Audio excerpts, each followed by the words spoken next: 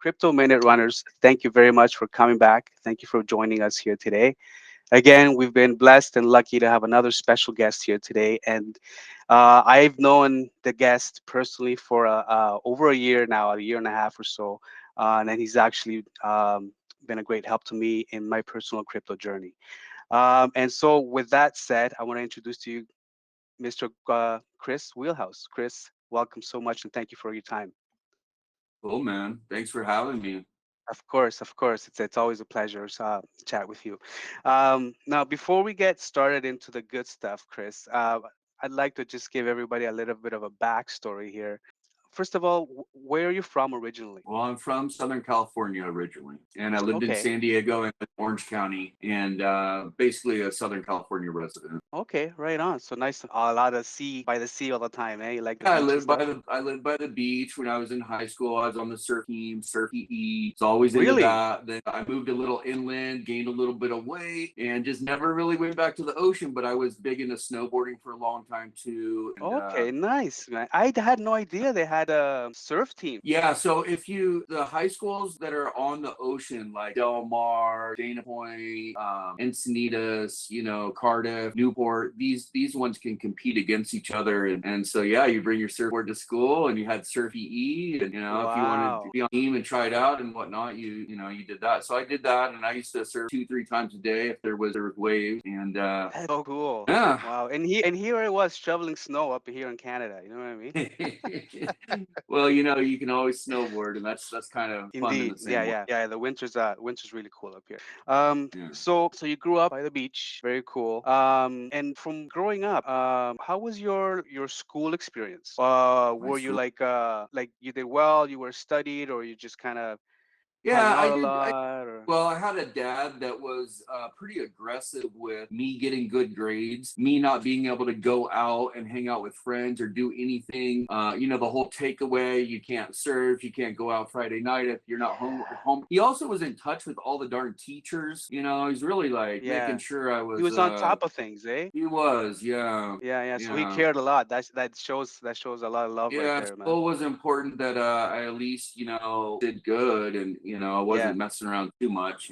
for sure. That's awesome. That's awesome, man. So from your after your high school years, Chris, what happened? What direction did you take in your life after high school? Did you go to college? Did you take a year off? Did you go entrepreneurial? And what happened? Yeah, so a lot of things happen. And, like anybody that's young, you got to find your direction in life, right? And Mm, sometimes that doesn't happen right away. And sometimes when you think the direction is the direction, you go through different avenues and get successes and failures. And eventually, around the millennium, around the year 2000, I ended up getting a job as a telemarketer for a lending firm that did loans. And they had okay. a branch out in California, and their main corporation was in New York. And I just had a simple job. I was a telemarketer, but I was good with communicating with people, and I would get the applications. They're called what are they called? It's been so long since I've done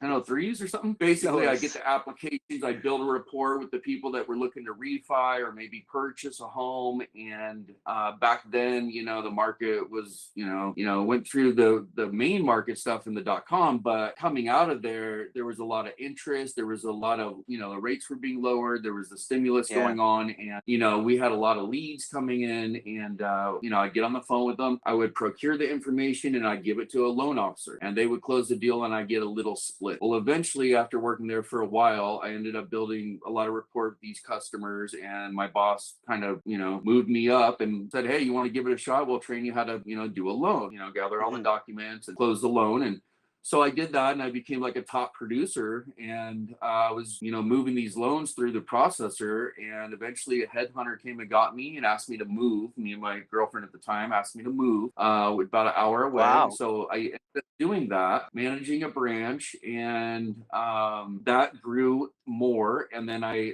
kind of started, I was doing a lot of loans. I made some money and I ended up opening 3 of my own branches and, started making pretty good money, had employees, we were funneling a lot of loans. And then at some Oh, okay. So point, you stepped up a level at that point, huh? You really stepped up a level stepped there. up a You level went and from then some one. time. That was a big. That was a. What was going through your mind during that stage where you look up a level and you're like, I gotta get out of this rat race. I gotta get out of this whatever. It wasn't about getting out of a rat race. It's just that my general personality is about accelerating and growing and learning and wanting Mhm. more. And I'm a hustler, I get to the grind when when you're in the lending or the financial world, you start making good money and you're wearing 3-piece suits and driving Platinum Series Escalades and you're a young guy, and, you can Mhm. go out and have sushi every day and, whatever. Yeah. It's all good and you want more of that. And, eventually what I did was I didn't really want to run the branches and I kind of sold them off. And then I started a developing company where we would build real estate homes. We built Really? 4 model. Yeah. First we went to, we got the land and we subdivided it with the city into plots. And then we chose different, homes we were going to build. We built 4 of them. And we went and used the land as collateral against a construction loan. And then to pay off the first loans, what we did was we did a model lease back. So we got an investor and they bought the homes and then we leased it back and we put an agent in there that would show the homes. And we just kept doing that. And we would start 8 homes every month Mm. and we would finish 8 homes every month, about 200 grand Wow. profit per 1.6 million a month. And I was a young guy at the time. I was like 28 years and I didn't really know, too much. And just one day there was no lending going on. Values were plummeting. We had a lot of debt Was with that? the hard money. It was the Yes. financial crisis. It happened overnight and it was devastating. And at the time, I had some rental properties of my own, several cars. I owned homes. It was really difficult. It was a really difficult time. It So was a brutal time. It when was all a the dust brutal kind of time. settled there, I went ahead and I, put myself through school and I was interested. I'm always been interested in like history and finance and economics for some reason. So, I studied that stuff and then So I've been you an went. So entrepreneur. you went from. Sorry. You went from that back to school full time. Yeah. I felt like it Wow. was a good time to learn. Yeah. Yeah. Yeah. When like the job market there's a lot of displacement, and I was coming from owning a business and not really knowing what I wanted. Everything I had been doing was in finance, and they weren't really hiring in finance because people weren't getting loans. Didn't matter if you had an Hmm. 800 credit score and you had, a lot of equity and low loan to value, and you had all these different things going for you. You still weren't getting a loan. This is when the Lehman financial crisis was going on. I remember that. I was doing mutual funds at the time, so I know very well what happened there. Yeah. Yeah. Right. And it affected not just the financial industry, but every industry and every home and every person, not just in America, but it was a global problem. It was contagion. It was toxicity went through the whole system. Yeah. And, I got different little jobs. I did this little thing for Google and I did little things to just make ends meet. And I did the school thing. And eventually, the dust settles and time goes by. And I ended up starting a company, which was we had a product and we were manufacturing, and I got some experience with that. And then I built a big manufacturing company and I started manufacturing all kinds of products for all kinds of people. And at the end, got into doing it even for big box, like the Amazons. Did really well with that. All along the way, I've been interested in, finance, and I've been interested in making money and stocks, and now, a couple years crypto as well. And, it's exciting. It's something I really like. After kind of being done with the manufacturing and retiring from that, I kind of sat back for a while and I bought a large estate on the water, just, after the pandemic, not knowing what was going to go on, but Yeah. knowing enough about monetary into money and, printing all this capital and prop markets that, real estate is going to flow with inflation, and inflation is going to go up when you have a large money supply, being printed. So I did that. That was smart. I Yeah. Indeed. had the goal today, but I got really nervous in the current macro headwinds and ended up listing it for sale pretty much at the top of the market. So I got it in a good spot. got out a good spot. I kind of saw that coming, and here we are 4 or 5 months later, and the Fed is out here saying, we need to have a correction in the real estate. Well, the reason I saw that coming was because it's generally the same thing over and over. If you go look at the 60s, the early 70s, you go look at, inflationary environments like right when Vietnam War, and you look at the 72 situation, and you go look at 87, the Fed tends to and typically corrects things is in an order to achieve a Yes. goal. And part of that order and that systematic approach is to, bring price stability, is what they like to call it. Is that a standard It plan? Do they depends do on what that? they're Like, dealing with. okay. But when it's a high Yeah. inflationary environment and they need to pull Yeah. liquidity out of the system and they need to achieve price stability, and real estate has gone up with inflation, stocks have gone up with inflation, crypto has gone up with inflation, they need to lower the price of assets, from the moon down to earth. And real Mm. estate has gone parabolic with the markets back in 2020 from all that money printing. So yeah, it's just par for the course that it would come. And so I kind of saw that coming.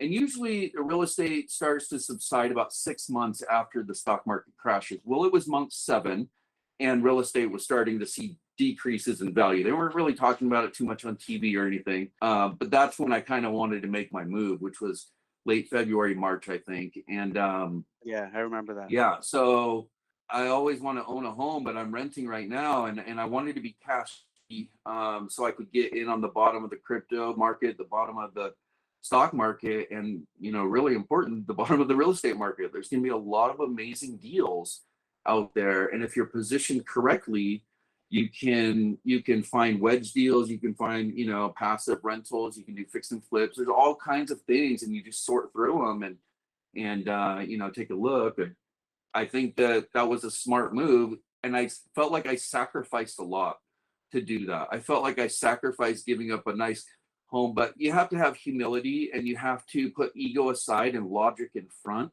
and you got to Yeah. understand the problem and then implement the solution. And the problem wasn't something that I caused or that I was going to be able to control. And I was Right. going to be sucked down the toilet drain just like I was in the financial crisis, even though it wasn't my fault. I don't want to lose, the equity that's been made, luckily, and I don't want to lose principal either. So sacrifice, and that's Yes.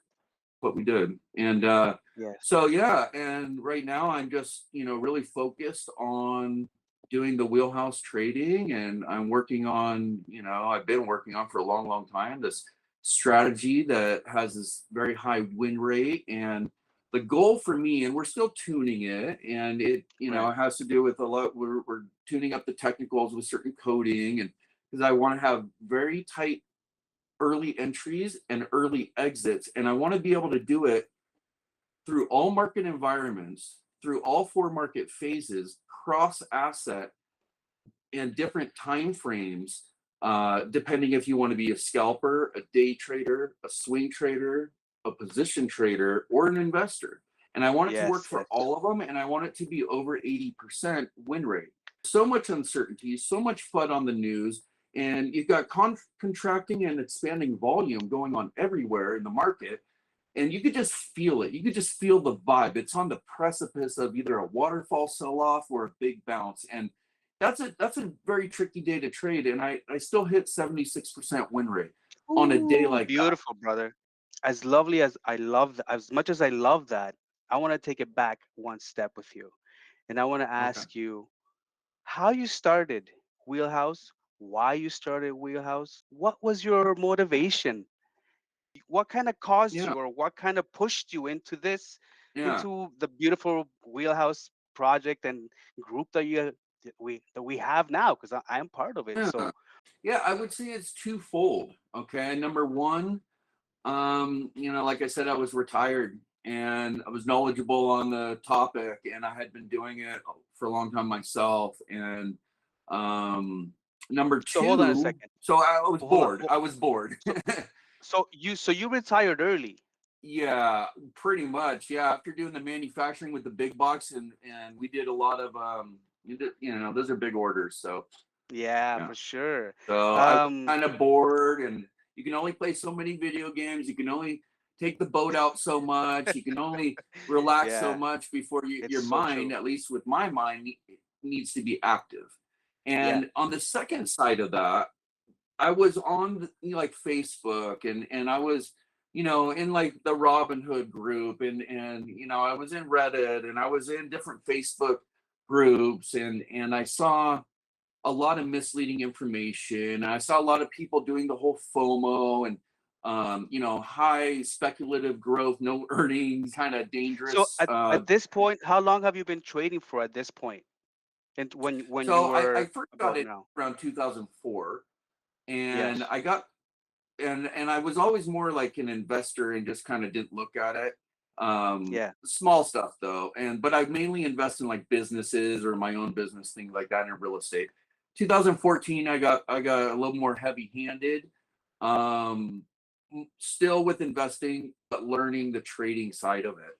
Okay. And then it just ignited. I became one with the market and started to understand the ebb and flow and the oscillations and trading with the trend, and the dance to the rhythm of the beat, whatever that beat is, that ever Yeah. changing evolution that the market provides. And Yeah. it's a challenge for me, Yeah. like, to be able to constantly understand risk, with a goal of a high win rate and gains, of course. To understand, to not be emotional, to understand, to go directional, to spot momentum, to spot a pivot, to really know that you can, buy it high and run it down on a short and get out and then go the other way, just depending on the market volatility and the environment. And that really, in my mind, depicts, when you're a trader, the time frame. So lately it's extremely volatile. So you want to be down on the low time frames. Yeah. And when you're Yeah. in a bull market, you just buy it good, click, click, and you just, hold your Microsoft and it'll do That's its it. thing, because you're in a bull run, an uptrend, and all green tides will lift boats, right? But this Yeah. is a Yeah. tricky environment. And so you have to have your head on a swivel. You have to be, you know, have to have your mind in a place where it's not about making the gains first. It's about the safety and the entry and the exit and holding on to your money. And you have Yeah. to sometimes be real fast. And that's why sometimes in the group I say, you got to be a rooftop ninja killer, because you I really love that do. line, You man. I gotta, love that they line. It's can't hear true. you. You gotta be like James Bond. You can't let them see you bleed, and you always got to have an exit plan. Yeah. And Yeah. so, yeah, I Exactly. mean, you gotta, Exactly. whatever the market throws at you, you know, you gotta be like a Shaolin warrior and take that energy and Right. push it right back. And No, bro, I love that. I watched. I'm a martial artist. I used to be myself, so I'm all up on that, right? And that's why when you say that line, I actually picture, because I watched so many kung fu movies, or like the old school ones where they're jumping off rooftops, right? So I'm like, yes, I love that line. I like those too. Um, yeah. So throughout those years, you built out your work. You studied, you traded, you got into it, and then 2020 came. 2020 happened, right, with COVID and Yeah, everything. What happened at that point with you? yeah. So I had closed down my business, and I had a big manufacturing company, and I was luckily able to get out of the lease on the building, which I had 3 more years on it, and I had some money. And with the stimulus going on, I was able to, the employees were taken care of, and that was fine. And so I didn't really know what to do. I had always had a business, so I went ahead and I bought that home, and I just figured in my head, might as well get something on the water that's luxury and that will sell quickly to the right clientele and will most likely go up in significant value, due to location and supply, being Smart waterfront move, and man. whatnot. Smart move. And, Beautiful. knowing that the real estate market will probably go up with inflation, and inflation's coming. And so during that time when I was there, I got a little bored, and I was on those forums.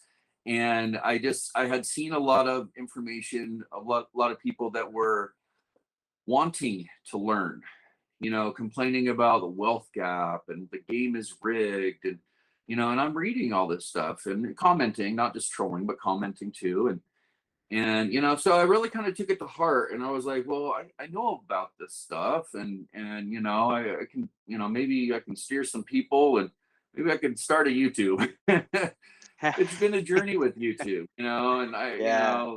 I didn't have, my computer's nice, but it's super nice for 2017. So when I got a really high-end camera, and you get 2022 software for editing, and you get all this Oh, stuff, yeah. then you don't have like the memory and all this stuff that helps the rendering for 4K or ultra high def. It's so time consuming. So it's been a bit of a journey. And then of course, when you're in a bear market, you have all these different media cycles and FUD coming at you, and all this volatility Whew. and all Oh, this yeah. sector rotation, all Yeah. these catalysts that are negative. It's a lot emotionally. And I think, I try to help people that are subscribed to Wheelhouse understand that markets can be very difficult on your own like psychology, right? It's Yes. hard They on very us, can. and Oof. it Yeah. can be. So you have to have a little bit of thick skin. You got to have a little bit of armor if you're going to be a trader in a bear market. If you're going to be an investor in a bull market, you can just kind of like check it once a week or whatever. That's a different story. But being Yeah. in the market at the time of this interview is, it's fierce, man. It's like juggling dynamite and then walking through a field trying to avoid booby traps and bear traps. It's they're throwing ninja stars at you left and right. So you gotta be fast. You gotta be on the low time frames, and you gotta have a plan. If you don't have a plan, your plan is to fail. And you Yes. also gotta learn. And the day you stop learning is the day you start dying. If you don't want to I learn, agree. stay in bed. Come back tomorrow. It's a new day. That's the thing about trading. Get out with your gains. If you mess up a little bit, you lose a little bit, cut your losses quick. Tomorrow is a new day. There's always a new day. There's always another trade, but you got to have your money to make money. So risk Yeah. capital is critical, you know?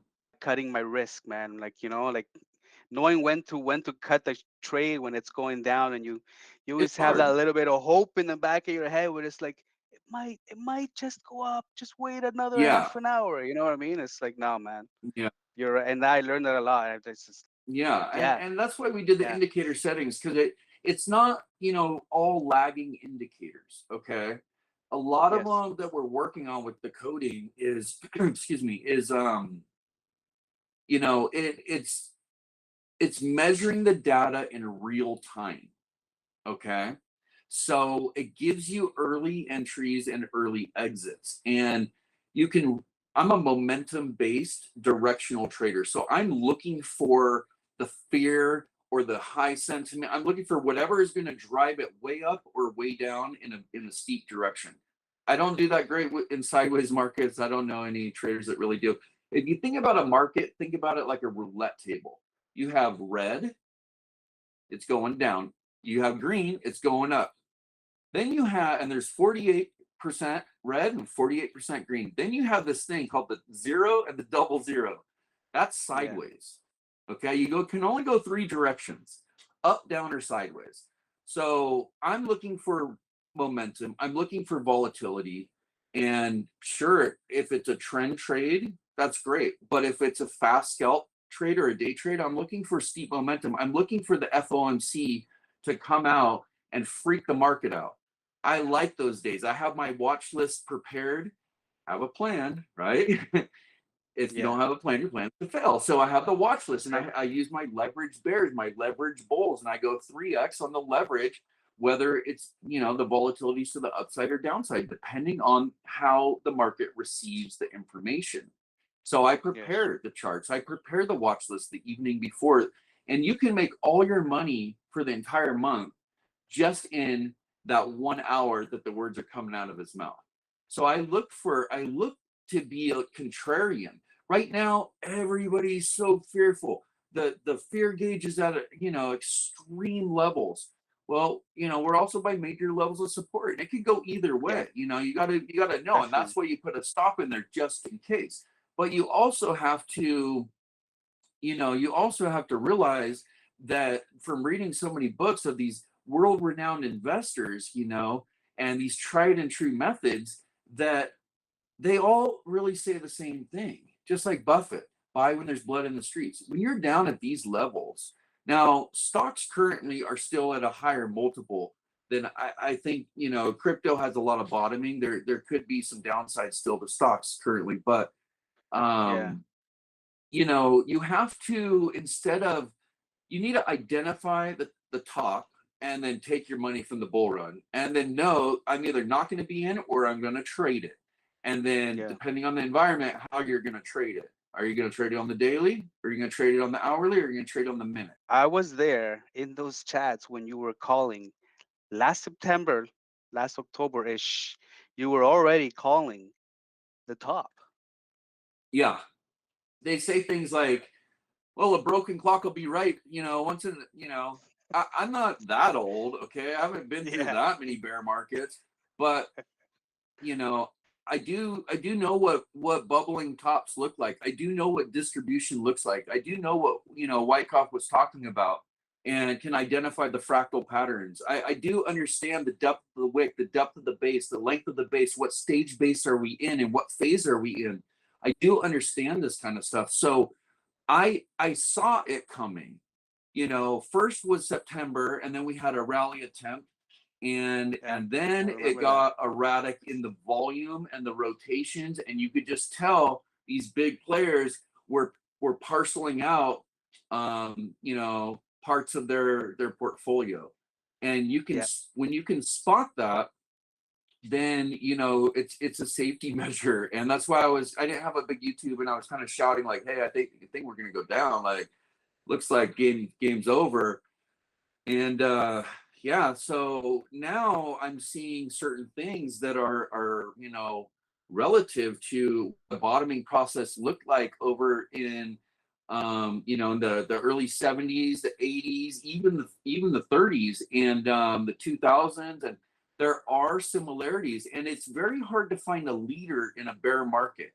Okay, but when Yeah. you come out of Yeah. phase four into phase one, you get price action above the 200, and you start, trending up, and you're above, like, let's Hmm. say the 50 as a guardrail, and you're starting to see that trend. Well, then you can identify leaders because they'll be the first one out, or when there's a retrace, they won't draw down as much. That's right. And it's hard to identify that now. So I've bought a lot of positions just simply technically, and because the value and the price is so low that eventually there's going to be a bounce. Now, Yeah.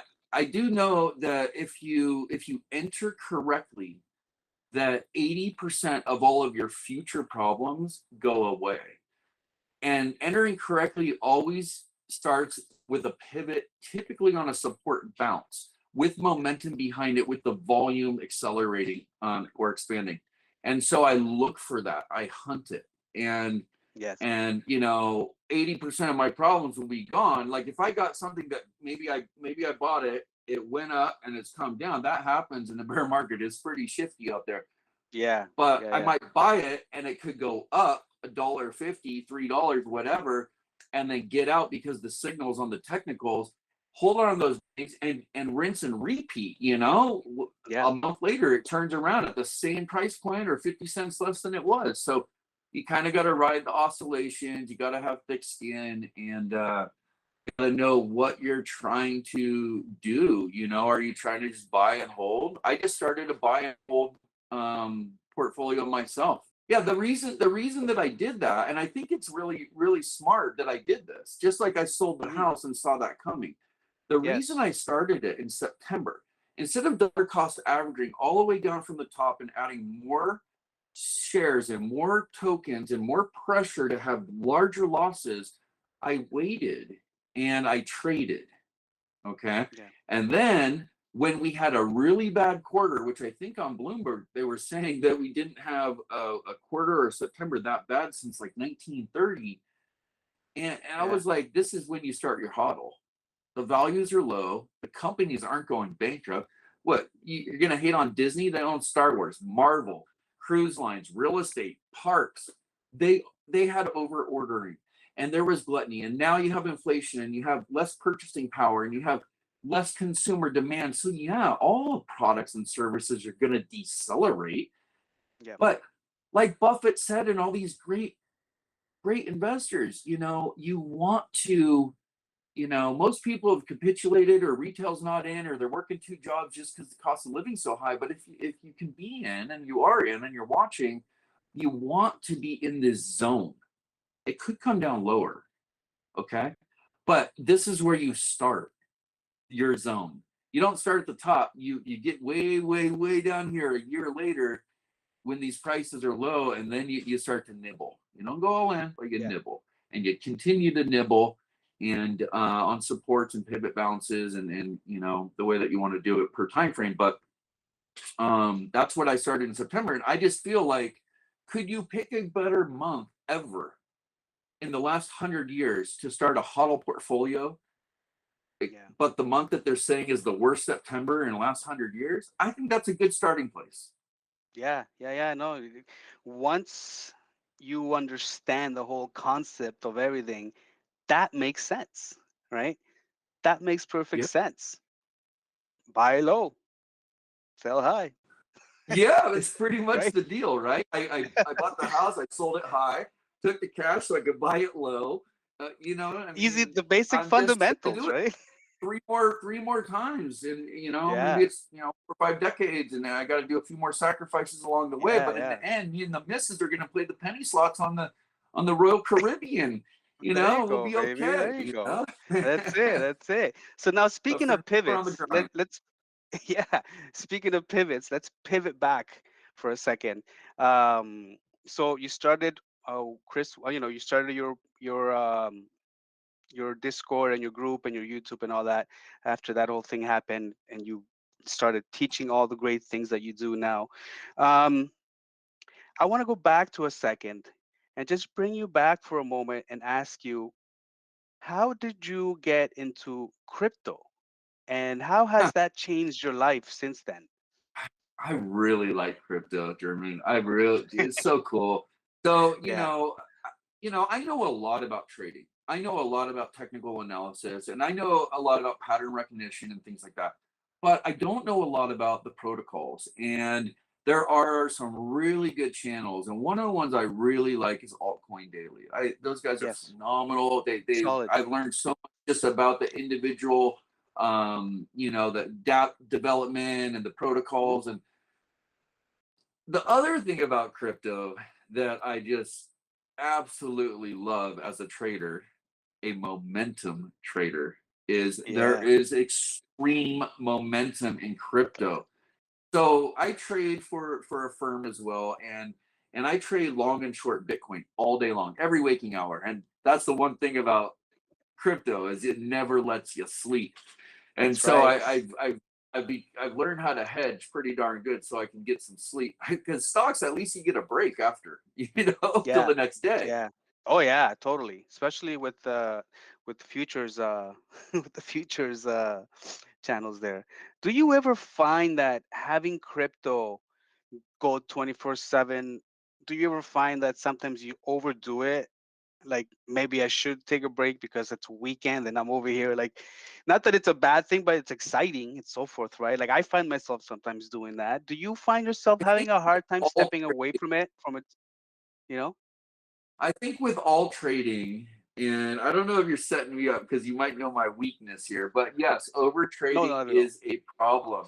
And it's one of my little nasty habits that I've been trying to curb, multiple times. And because I know that I can overtrade, and I know that overtrading in a sideways market or a lackluster, low momentum, low volume environment Yeah. isn't really going to give you the reward you're looking for. So it's best to snipe.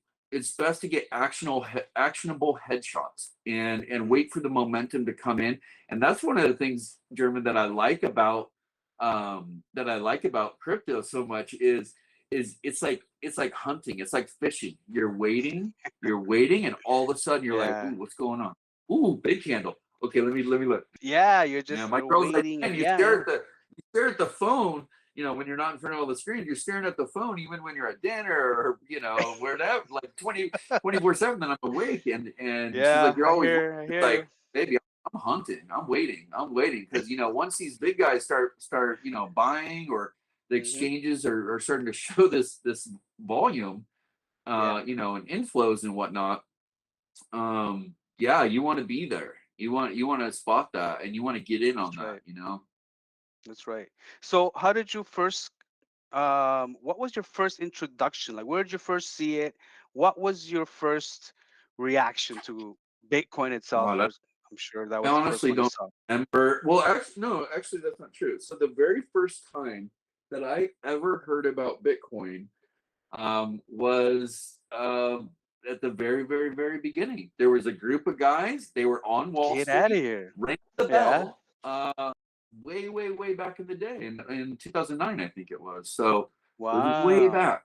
Yeah. Yeah. So that's, and I didn't know what it was. I remember they didn't know what it was on TV either, and they were kind of making fun of these guys, and oh yeah, Yeah. it's a I currency. remember. Yeah, right. It's going to take out the dollar, and that's still been the narrative up almost It's till now, still been right? a But big yeah, narrative. that was the first time, and I didn't trade it. I didn't know much about it. I didn't really Yeah, even of course. research it. But it was a couple years back. It was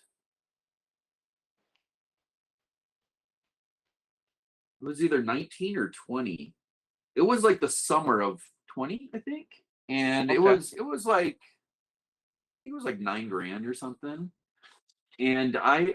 um Yeah, that makes I sense. It's just about saw it right. building, and not a lot of people were talking about it. Like everybody's talking about stocks. And even on the Reddits and the Robin Hoods and all these Facebook groups, they weren't really crypto groups. They were more like it was more low key. I Yeah. noticed. And Oh and yeah. then but I saw it in the charts and I got real interested. And at the time, I think I was just watching like Bitcoin and Ethereum mainly. I didn't know a lot about the other ones. And still, to be honest, I don't know a ton. I do know more now, a lot more than I did Yeah. then, Yeah. but not some of these other guys that, I just listen to them in my headphones and learn a lot.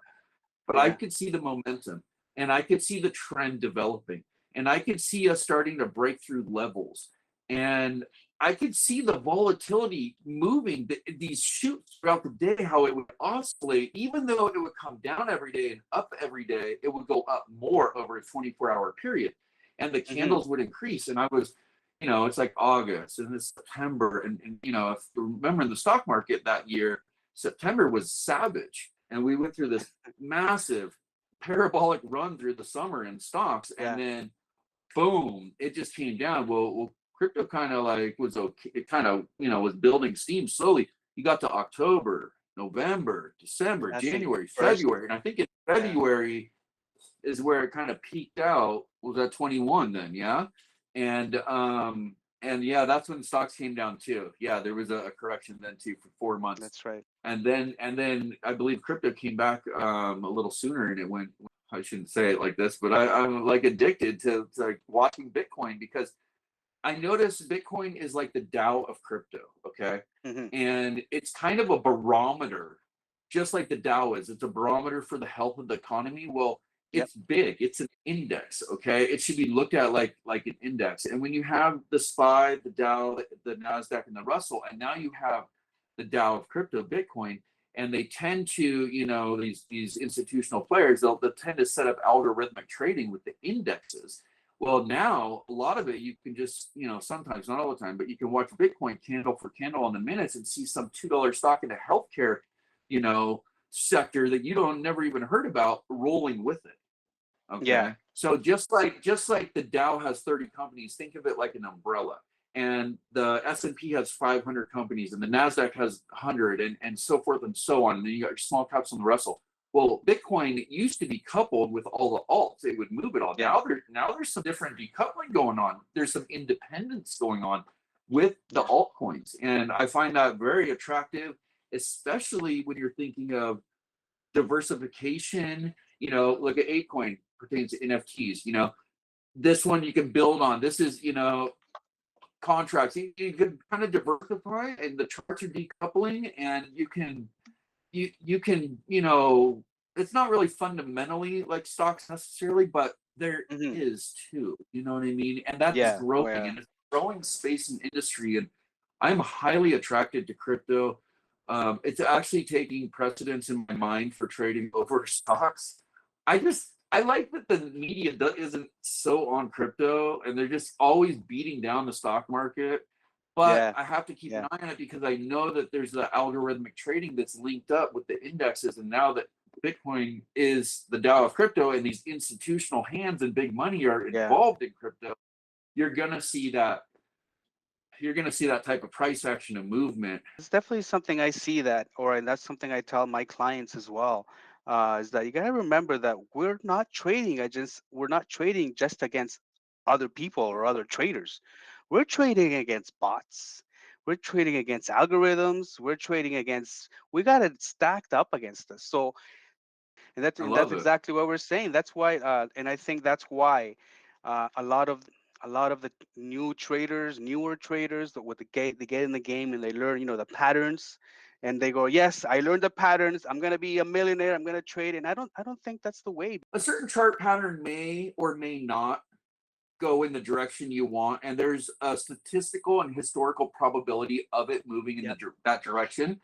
It will be weighted, like some patterns may be 73.18% to the upside, but there is that chance or probability or odd that it could go the opposite way. And that just depends on a lot of things going on Yeah. in the And news, catalysts, sentiment, inflows, outflows. A lot of different things can control that. yep. Sometimes it's That's as simple exactly what as I was. there's a more of an attractive item over here, and they just want to move money from Yeah. Solana over to this. So it Yeah, and it just causes a you just gotta shitstorm, watch right? it. Yeah. Yeah, you Yeah. just Yeah. gotta watch Definitely. it. Yeah, and that's just what I was getting at. Just trading patterns is not gonna you're not gonna be a great trader just by that, and that's where um, the indicators came in and really helped me out. They really helped me out with the confluence and so forth, and that was a game changer for me because just trading patterns, I mean, it's great, but if you don't learn volume, if you don't learn other things, trading patterns, usually that's where people get wrecked in the beginning, right? Yeah, I mean, look, chart chart patterns, a bull flag, a bear flag, a descending triangle, this wedge, all these things are super important. Yeah, of Um, course. but perspective equals individualism, and individualism equals perspective. What I mean by that is if we were all the same person and we were like, robots, we wouldn't have an opinion. We wouldn't have an idea. We wouldn't look at things differently. But we do, right? So Yeah. even though I have chart patterns in my tool chest and I utilize them, I look at them to make a decision. I Yep. also like to look more at the momentum and the volume and the pivot and those indicators because they all line up. And when you have all the different elements and you can make a decision based on it, you're making the right decision. And if you know where to be, you're always in the right place too. Yeah, You yeah, know. exactly, exactly. And that's something that's really helped me and helped me help other people, clients and friends and so forth, in their crypto journey. And I also gotta say, since joining your group last year and a half or so in the very beginnings, um, I've learned a lot about the stock side of things because I came in through the crypto side. So having Yeah. been in a group like that has really been helpful because it changes your game when you're able to check on the futures the night before and you can tell that at the 9:30 New York time there's going to be volatility, and once you start seeing the correlations between the stock market and, as you said, the index or Bitcoin being like an index, it's Yeah. gonna unfortunately still be correlated to the major markets because of the big institutional money that's come in the past three years or so, right? So that's something, another great point that, to the point that you were adding and There's saying there, as well. there's a ton of little hacks that I know, a ton of little tricks that Hmm. I know and that I look for. I mean, some of the things that are just difficult understanding a market is how one asset can move an entire other sector. And look at the dollar. That's a simple example. Look at oil. Yeah. These are some examples, and they can move. Look at the pandemic and healthcare. Like, you know what I mean? There's correlations, Yep. and Yep. it's some of those little hacks. It's like, if you come to a support and it's kind of a common sense situation that there's going to be institutional money coming in because there was just a bad quarter and now it's October 1st, and you would think on this big double bottom June low in a bear market You're going to get Right. institutional support. You're going to get institutional buying. You're going to defend the line. Okay. There's number one. And then you see, a follow through day, and maybe your after hours when you go and you see, a lot of the ones, that were green are now green in the after hours. Then you get to the futures in the evening and they're green. And then you Yeah. kind of maybe wake up in the middle of the night to pee or something, and you take a You look see at the the Asian pre-market and market? you're like, green, and you're like, green lights to the beach, baby. We're Yeah. going. Follow through day Yeah. number two, Yeah. So, Yeah. you just got to know how to hold on to those gains, and you got to know how to catch those signals on the shorter time frames before it becomes like contagion into the daily, and Hmm. take that money, especially in a bear market. You have to be Yeah. thinking really defensively in a bear market, and Yeah. in a bull market you can be a lot more offensively. You got to see that momentum.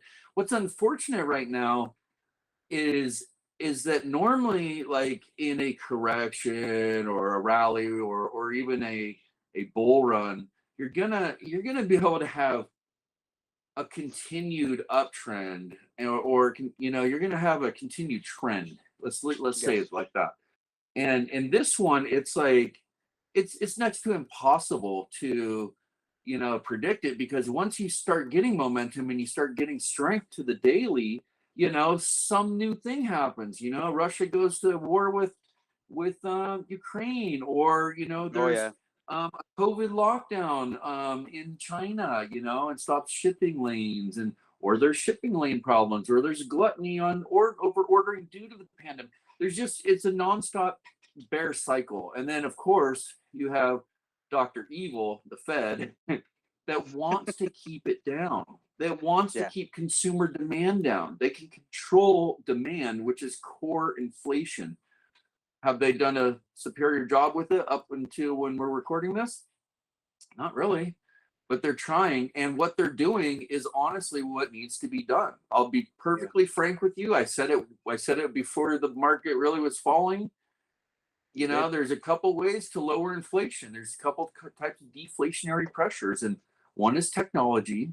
A simple example is you mass produce a bunch of high-end televisions from Sony, and you get your Hmm. production down, and you can lower the cost and give it to the consumer, and that's deflationary in nature. The other is Yeah. you raise interest rates, and that will hurt the real estate market. That will also slow down demand. It's supposed to, and it will.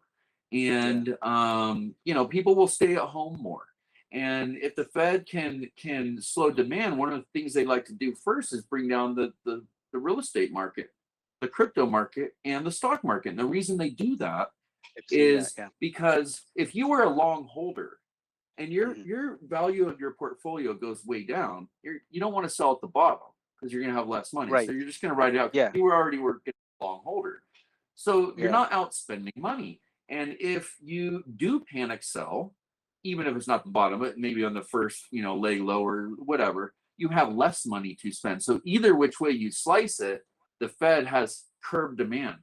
When they come after the labor market, what they're doing Hmm. is they're putting you into unemployment, and unemployment allots a certain amount of payment per individual. Okay. So it's structured, and they can control how much spending is going out there. They're not going to talk about that on TV. They're just No. going to talk about how demand is slowing. People aren't buying iPhones. There's layoffs. You know, Twitter's earnings are bad. They're going to cut people. Peloton, they're going to talk about that. Yeah. Yeah. But when the Fed wants to control demand and lower the real estate, crypto, and the stock market, and they want to create layoffs due to demand, it's so that they can control and have structured spending within the unemployment model. It's unfortunate because the Fed, they do really have a dual mandate, which is price stability, as well as, keeping the labor Yeah. market moving. And that's what's interesting about this particular recession. And you'll hear this from economists and whatnot, and it is true. Typically, historically, Hmm. statistically, a recession is going to have a poor labor market. Our labor market's like a basketball underwater; it just keeps popping up. Yeah. Let me tell you Yeah. why. Let me tell you why. They released a jobs data report a couple months ago. Okay, Hmm. and our administration had come out all excited and said, hey, we got 372,000 new jobs. Well, when you actually read through the report, you found out that 315,000 of the 372,000 jobs were second jobs. Why did they get Um, second jobs? Because inflation is high. The cost of not enough food, the money. cost of Yeah, the everything's up. cost of milk, the cost of gasoline, the cost of rents, everything is expensive. So they're getting two jobs to just survive. It's Yeah, not that you should tout and say, hey, the savings rate is very high and our job market. No, they're getting two jobs. Really, we added yeah, like 62 or 64,000 jobs that month. And right, so right. now we're at a place where the market is looking at news. If it's good news, it's bad news. If it's bad news, it's good news. We're at that place in the market where we're completely turned around because if you Yeah, get good news on the jobs market, it's going to be bad news for the stock and equity market because, essentially it's got everybody fearful that the Fed is going to use that data, which they say yeah, they're going to do, and then they're going to increase rates, slow yeah. demand, and they're going to crush equities. So when there's good news, now it's bad news. And we're at that place in the bear market, which is all just So part of the process. we're damned if we do and damned if we don't, I guess, huh? That's right. That's exactly Wow. right. um, Learning about the phases and the cycles and markets and so forth on a bigger macro time frame. If you back out a few years, like we've learned and we've gone and so forth, even with crypto, and the markets in general, you can definitely see that overall, like crypto specifically, we still have tons of room to grow, right? Oh Where do you gosh. see, right? Where That's where do you a see? big thing to talk about. I mean, it's like the Yeah, EV revolution. Do you really think because Tesla's down this week that it's not going to be growing through 2050? That yeah, cars, combustible engines are going to subside and there's going to be more electronic vehicles, for more energy efficiency, green energy, less yeah, pollution. yeah.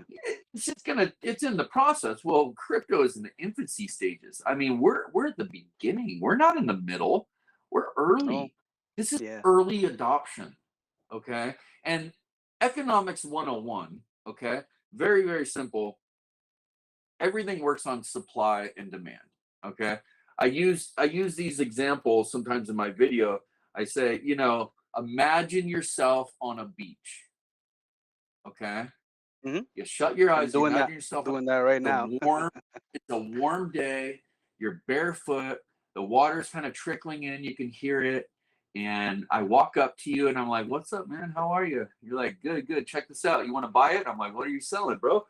And you reach down and you got a whole little pile of sand in your hand and you give me a speck of sand and you say, how much you gonna pay me for this, Chris? I'm like, bro, I'm not gonna pay you nothing for this. What are you talking about? That's Uh, that's so much of it. secure one. Like that's not Yeah, scarce. yeah, There's a yeah. lot of supply. It's not worth Right. anything. Okay. Yeah. But then you're like, okay, I got you, bro. I got you. So you reach down and you move your little finger around and you got a little shiny thing in there and it's a diamond.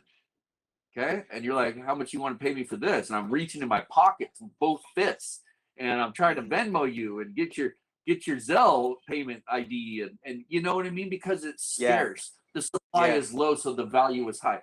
You go and you open up a restaurant and you make hamburgers and you have this launch and it's full to the brim with consumers and customers. And I'm talking avocado, you got an egg on there, you got bacon. I mean, it's a good burger, right? And you're selling it, I don't know, let's just say you sell it for $12. Okay. Well, this is also economics 101. So everybody's there, they pay $12. You get all these reviews on Yelp, all these people love your burger, but then where are the customers? They're gone, Hmm. even though the burger's good and the reviews are good. The reason the customers are gone is because the buyer dictates the price. Right. Okay. Most Yeah. people that own a business or have a product, they think they dictate the price, but no, the market dictates the price, and the market is by the buyer, the one buying it. So they're like, hey, I actually would eat your burger every day of the week. Well, I'm thinking $8, and then somebody else hears it and they're like, Oh, if you sold that for $8, I'd be in here every day and passing out flyers to all my friends. Next thing you know, it's Yeah. $8 and it's popping, and you got franchises because the market is dictated by the buyer, the demand. Yeah. You know, Yeah. Exactly. I don't know what the fundamental, coming from the stock market, I don't really know like the fundamental value, but I do know in very simple terms that supply and demand is going to bring up value. And when it comes to Bitcoin, if there's 21 million of them and 3 4 million are lost, and there's a lot of them moving to cold storage, Yeah. and Tons. you're going to want to have one or two of those things, and just Yeah. ride it Yeah. out because Definitely. the supply is so low, therefore the value will go high, and people will want it more and be willing to pay more for it because they can't get it. Yeah. Yeah. So we're Definitely. in the Definitely. early stages here. We definitely are. Uh, Now I focus, as you know, I focus with my clients on onboarding clients and people that want to get into crypto, but don't know how to do it. They don't know how to, what to do, what not to do. Sometimes tech is the problem. Sometimes fear is the problem of the news. FUD is the problem. What I try to do is I got into crypto in 2017. I try not for them not to make the same mistakes that I made. Because I mean, everybody has that story. Everybody has that. Hey, I came in and I got wrecked. And you're a survivor and you come in and you kind of learn your way through it and you enjoy the reap the benefits of it later on in crypto, or you're totally completely turned off and scared by it and you just never want to go to the market again. So what I focus on is for the new people or newbies coming into crypto, for them to have a positive experience. um in your view, how do you see, what would you recommend to the newbies as for them to have a great experience? Yeah. Yeah. Well, let me tell you what not to do There you go. first. That's what I tell them all the Don't time. leverage. Okay. If you're new and you get all the bells and whistles and confetti flying down, don't do leverage. Okay. Don't do margin in a bear market. Okay. Only use leverage if you're an advanced trader.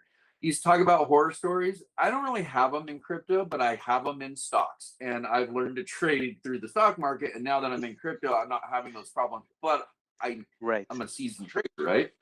But Right. for a new but I did go through it in stocks. And for a new crypto investor, I think what you'd want to do is kind of what like George at Cryptos R Us says on his channel, and that's Okay. Yeah. or James that Invest Answers, and Hmm. you would diversify. You would have an allocation with a percentage of Bitcoin, of Ethereum, and maybe some layer ones, and you kind of stack it in there. And like with stocks, a very simple ratio is 10 stocks at 10%. Never invest more than Yeah. 10% of all of whatever you're investing, That's right. in that route. And I think it goes the same for crypto. And so what I like to do is I really like Bitcoin and I like Ethereum, but there's now some other ones I really like Oh, there's some Chainlink good ones. and Yeah. Avalanche, these ISOs and Algorand, and How about there's Ave? You just like Ave? I know you like I Ave. do, and I like Aave because it's got that momentum I like for trading. Yeah, yeah, It's yeah. one of It's the got a main lot of reasons I liquidity, like to be it. honest. Yeah.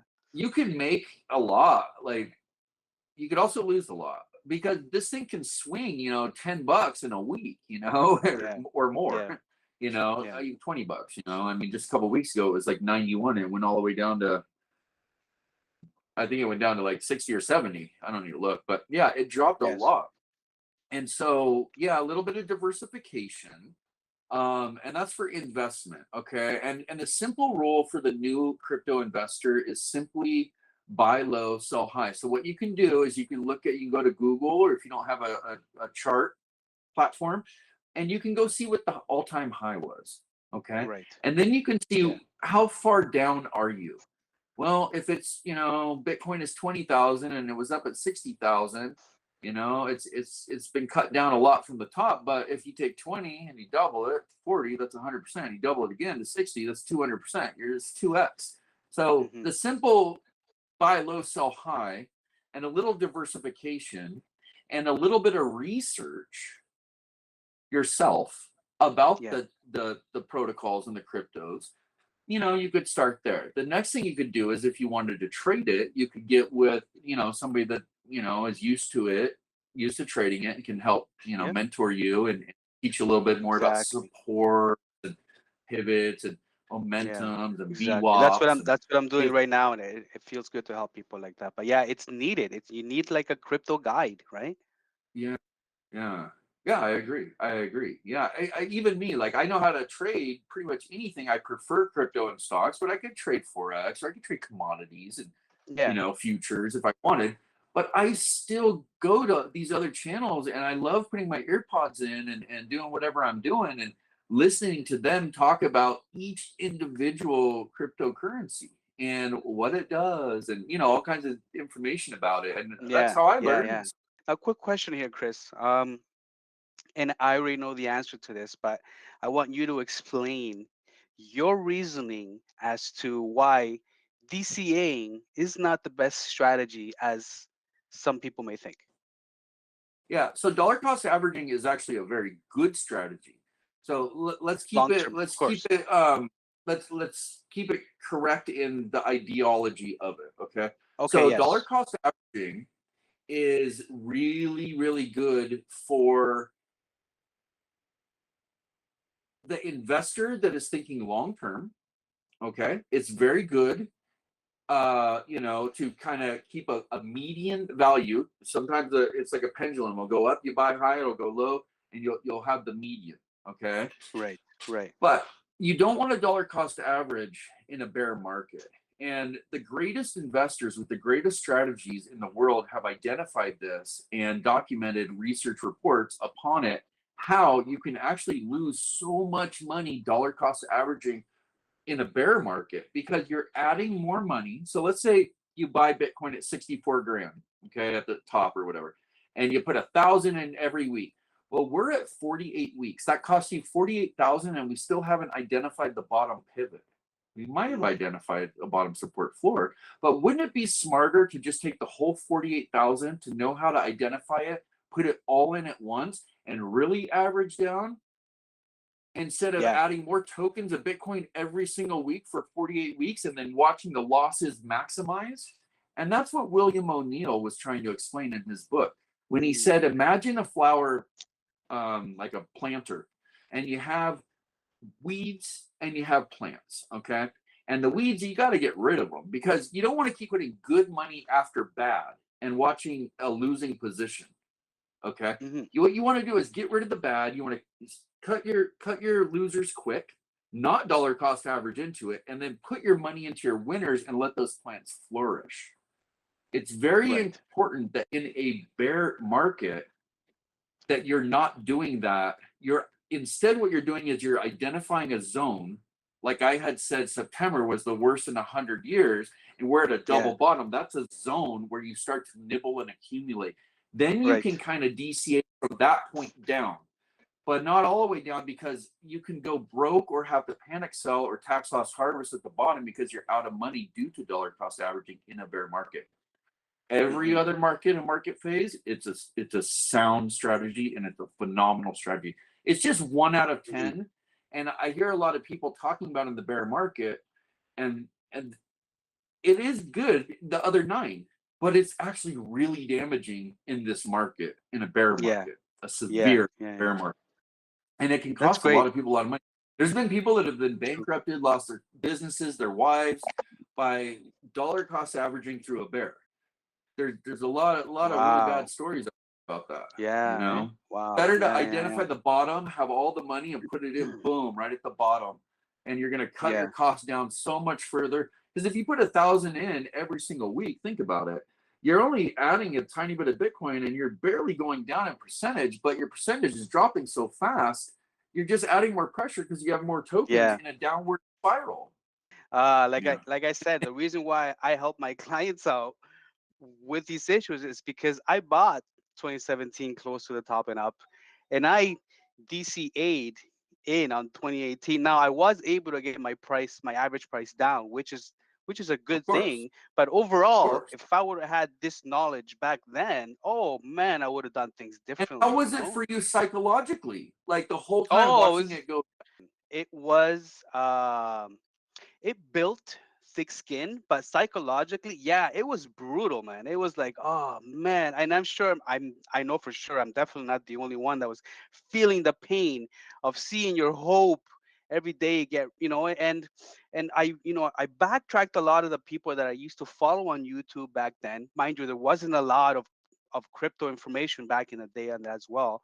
Like when I started buying, we were buying Bitcoin at the ATMs, you know, Yeah. like it's 1 a.m. It dropped. Let's take a drive to the corner store and get some Bitcoin. Like that's what we were doing in 2017. You know what I mean? Like we didn't know a lot of things, but we knew that there was something there, right? My point being is that it definitely helped me build thick skin. And like now when I see these drops, these giant drops, and when everybody's freaking out, I'm like, do do do do do. Like it Just like doesn't a phase Tuesday, me. bud. Yeah, You yeah. see Oh, that it's every just one day. of these again. Yeah, but I'm now actually that I looking know for how to, those drops or those. Yeah, I'm looking for those spikes and drops at this point because I know now I'm that they looking happen for all the those. Yeah, now I love those. time. You know what I mean? So Yeah, it's just part of knowledge, the course with crypto. it is, but learning and having people to learn with was the changer for me. It really was. Yeah. I learned tons of my own and I did tons of my own. But having that little back and forth sometimes with someone really does help. So I see why communities really grow in crypto way faster than in other industries as well, right? So Yeah. Yeah. definitely something there. Chris, I don't even know how long we've been chatting for. I know that you have a lot of things to do and stuff as well. But before I let you go, I want to thank you for your time. Is there anything that you would like to kind of touch on before we still have a lot of time? But I'm just saying, is there anything specific that you would like to touch on before we continue? For example, the new strategies that you're working on. Um, what's your time frame as to and what's the plan with that? So the plan is to run it through all four market phases through beta, right? So we Okay. have it in the accumulation phase, the participation phase, the distribution phase, and a full bear, okay, of all four Hmm. cycles. Every type of environment. This is a good one because we're in a hardcore bear market and we have absolute chaos worldwide. So this is like Yeah. really good. Then what I want to do is after beta testing it, the goal is to get above 80% win rate and do it in every market environment, cross asset, forex, futures, bond, different time frames, anywhere in the world. And then I want to be able once I have tested it, which I have Right. significant, and the simulated gains on the hourly are insane. Okay, Wow. I did a what's it called, a Jedi simulator for the guys doing it on scalping. I did it myself from 1 million to 15 million. The numbers on the hour are insane, and Wow. we're trying to get Nice. daily, but this bear market is relentless. So Yeah. once we have it completely figured out and we can consistently be above 80% on any asset, any which way you want to do it, whether it's scalping, day trading, swing trading, position trading, or investing, Yeah. and you still get Yeah. the right buy and sell, and you're always gaining at that level. Right. Um, then what I want to do is be able to kind of teach it. And then I want to maybe enter the World Trading Championship and try to win Yeah. it. And if that goes well, Nice. we'll see. We don't Can't know. wait for I want to that. write a book. I want to write a book because the main people that I learned from are William O'Neill, who I believe, after reading every book out there, I Hmm. believe he has the best system. It's called the Can Slim system. And Okay. then I believe that Mark Minervini, who's two-time world champion trader, tuned it up, and he's a disciple of O'Neill. And then Dan Zanger, who's a big momentum trader, is also an O'Neill disciple. And so I follow and study and learn from them. And then what I'm doing is just modernizing it in my charts a little bit so that we have these successful gains, entries and exits, and then Essentially, once we have that, then it goes back to why I started the whole thing in the beginning, was because people Yeah. wanted to be wealthy and the game was rigged. It comes back to like, okay, here's the oscillations, here's the trend, here's how you do it. This will tell you, because it actually, it's not lagging indicators, Yeah. it's measures in real time data, you know. Wow. And Man, I so can't wait. It's awesome. that's where we're going, man. We That want to is just help awesome. people. We want to help people have a chance to make some money, Yeah. Yeah, you definitely. And know. yeah, and just let people know that you don't have to be like a big VC to get in the markets anymore. You know what I mean? That's what crypto's done for everybody. You can get in at any level, right? And Yeah, you start doing can. the right Yeah. things. Yeah, so that's a it's Yeah. been a great game changer in that sense. Um now um there is before we let you go, Chris, I just like to point out that we will be leaving Chris's links in the description below. He's got his Discord, he's got his YouTube channel, and I definitely recommend both. They are wonderful. I've personally learned so much. Is that the cat? Is that the kitty? That's why I keep Ah, looking down, because she's trying to get my attention. She knows I have the cookies over here. yeah, This yeah, is yeah, I love her. She's been sleeping all day, but I call her Stock Kitty. So she comes in the morning in the pre-market with me when everybody's yeah. sleeping. You know, cats are nocturnal basically. I'm up, it's dark, and she likes to see all the stuff flashing on all the screens. So then she Oh comes in yeah, and she yeah, hangs yeah. out with me Good. all day, and she eats enough little cookies until finally, and catnip and stuff, until finally she just passes out over there, and now she's waking up. So yeah, She's I cute, call her man. Very Stock Kitty. yeah. Star Kitty. She started her own Instagram, man. It'll go viral. Good. Yeah, It really she's does. cool. Yeah. She's cool. Uh, so, like I was saying, we will be leaving your links down below. I really hope everybody does check it out. Um, um, Before we let you go, Chris, any advice for more specifically for the crypto community on your view for the next for 2023? What's your view regarding where do you think it can go level wise, and what you think may affect the markets in general, besides obviously the wars and everything going on or the Well, there's tension a lot that's going worldwide? to affect the market in general. What I would say Hmm. to people is this: when it comes to crypto, I think that you're going to want to be in. You'd rather be in than be out, especially identifying these low zones. That's number one. Love that. I love Number that. two, I believe that, you know, you got to always think in terms of supply and demand, and you have to think in terms of historically how fiat money has debased in every civilization. Yeah. And, you know, more supply, going back to the supply that you have, the less value you have. Whereas the Right. less supply of Bitcoin, as an example, you have, the more value you will have later.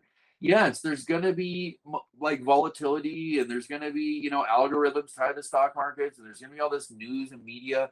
But in my opinion, I would rather be in than not in. Doesn't mean you need to be all in, but you should Hmm. have a little slice of heaven for the future, That's right. you know. That's right. I love And it. I love it. Very true. I think that you're going to see a Oh yeah. lot of institutional investors come in when there's an actual spot ETF is going to be a big deal, I believe. And one last thing I just want to remind you and your viewers about is many years ago there was a precious metal called gold. Okay, and gold was traded, and it was extremely volatile. Okay, Hmm. in its infancy stages. It didn't Right. become stable, okay, in the market until Yeah. many years later. So Right. the volatility that you feel now is because it's early, just like gold was, okay? Gold is more stable. So it's going to be more stable later, and institutions are going to come in and buy and hold, which is going to create stability. It's the traders that come in that create the expanding volume and the contracting volume and the volatility. But when there's regulation, the institutions are going to come in, they're going to buy, and they're going to hold, and that's going to create stability. There will be less volatility as time Yes. being the variable goes by. That also can lead to, for example, less. gains in the sense of percentage, right? For Yeah, once but there's more. BTC everything stabilizes, you won't be getting those like 300% trades like you used to now, right? But it will be safer. Well, if It you're will a be good trader, safer to you trade. can leverage. I Yeah. mean, you can still Well, get a lot with like you're an advanced trader, but yes, yeah, you're right. yes. But There's you not won't going to have that be the crazy volatility. volatility. Yeah, Yes. but I'm Yeah. not talking about next year in 2023, Of German. I'm course. Of talking course. about Yeah. way up the road. I'm That's right. talking, way up the road, 10, 15, Yeah. 20 years up the road. Yeah. So For being sure. For sure. electronic vehicles now in these low, like people were paying, 1,200 for Tesla. Why not get it at 220 today? Yeah. Why not Yeah. get Bitcoin at 19,000 when it was 64 or 69,000 not that long ago? Right. Yeah, no, it's very true. I And mean, I you know always it's see those. scary, Yeah, but this is when you want to accumulate. You're in the exactly. zone, Yeah, you know. yeah, yeah. This is the golden zone, right? Apparently, the golden The zone. nibble zone, And baby. We gotta nibble it. We gotta nibble and collect. We that's gotta collect it, our nibble, little nibble. jewels. That's awesome. That's Yeah. awesome. Awesome. Thank you so much for your advice. Guys, I'd like to remind you that this interview is brought to you by Meta Marketing International, partner affiliate with MEXC Global Exchange as well. All links down below.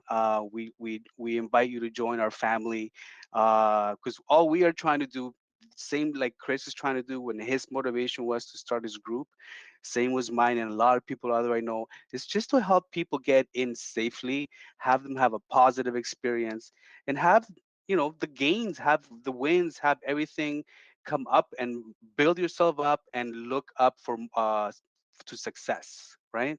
You're with It is. other like-minded people that are, they're traders, they're investors, they're in the markets, they're interested in crypto, they're talking about it, Yeah. they're showing technicals, they're talking about, new developments, and it's just really good if you're unsure. And even if you are sure and you know a lot about it, it's still good to have friends and be in a community and talk about it. Yeah, it's great. That's right. So That's right. feel It's free to great. come into the Wheelhouse Discord and, Yep.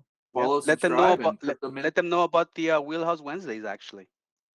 We do live group trainings on Wednesday called Wheelhouse Wednesdays, where I take an hour. Sometimes we go a little longer, and we just go through technicals or market developments or things going on and what to look for, and ways to play it and how to spot things. And we go through a lot of different things in the Wheelhouse Wednesday, Yeah, so it's not subject to just one it is. topic. It's Definitely. whatever I feel like going through. Sometimes we get pretty advanced in the Wheelhouse Wednesday, a little more Yeah. than the Yes, we YouTube. do. We get down Definitely. and dirty Definitely. in there. Definitely worth it for me anyway. It has been. Chris, we will definitely do this again. I had a wonderful time. I hope you did as well. And Of thank course. you for your time again. I think my viewers will definitely be learning so much, and there's so much more to learn as well. So thank you so much for your time, and I'll definitely see you again. I'll probably see you on Wednesday. Yeah, cool, man. Thank you. All right, Appreciate brother. it. Great Yeah, interview, and take have care, a everybody. great time, brother. You too, brother. I'll see you soon.